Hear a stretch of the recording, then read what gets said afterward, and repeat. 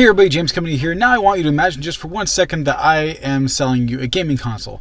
You have that gaming console for about a year, everything seems great, and then you start to realize, well, the console is starting to bend due to a heating issue, and more recently, you're starting to see cracks in that console.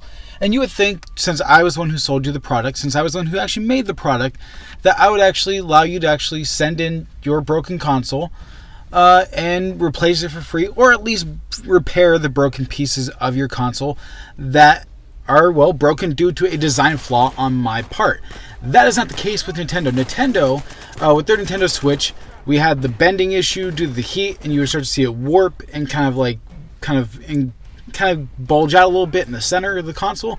And more recently, you're starting to see cracks, and right where you see the screws, and right where you see some areas, and even in one particular case, you even saw the vents just pop right off. And you would think Nintendo would go, "Oh, this is a design flaw. This is our fault. Send in your console. We'll fix it. If not, at least replace the console. We'll at least fix the broken pieces." They're saying that this is accidental damage. And how is this accidental damage? In my opinion, accidental damage would be if you dropped your Switch and it broke, if you dropped it in some water, if your dog got to it. That is accidental damage. And that would be accidental damage on the part of the consumer, of the person who bought the product. This is damage due to a design flaw in the console that Nintendo did not test properly and see if this would even become an issue. So basically, the consumer is being punished for Nintendo's fault, for an issue that Nintendo refuses to fix. It's not our fault that Nintendo has a design flaw and where Nintendo Switch produces too much heat, causing it to crack and bend and warp. That's their fault. That's their job to fix it. So it's just ridiculous to actually expect the consumer to actually pay almost the cost of the Nintendo Switch just to fix a problem that is Nintendo's fault to begin with. And that's just my take on the matter. I just think it's ridiculous that they would even expect people to do that. And those cracks and those warps are only going to get worse over time with the heat. Me personally, I would love to get a Nintendo Switch. I think it's great, the idea of a portable hybrid console where you can play it on your television, take it wherever you want to go, just pop it out of its dock, and you can play things like Mario Kart, you can play things like Doom, and they're getting a lot of good third-party support. But I see stuff like this where you see the cracks and the warping and the heat issue, and I kind of wonder to myself, is that worth it? Is it worth it to buy a Nintendo Switch, or should you wait later on down the line, which I'm sure Nintendo will do, is come out with a revision of the console where it doesn't have that heat issue, whether it's a Switch version 2.0 or whatever they call it. I just think it's not worth getting the console now, considering all these issues it does have.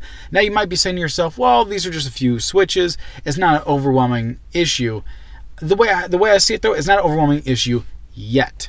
Give it time, and there might be enough cracks that will happen in the console. Enough of them might warp.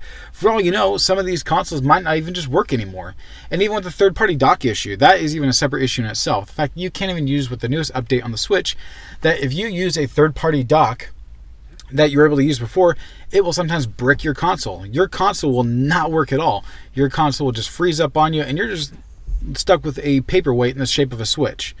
And that is another issue on itself that I think Nintendo should actually address as well, because their update basically not only screwed over customers and screwed over their own customers who bought the Switch, but their update also screwed over third-party people who make products for the Switch that are supposed to work with their console that did work before, keep in mind, that worked not that long before, but then as soon as the update happened, boom, it stopped working. And not only did it stop working, it also broke the Nintendo Switch for some people out there.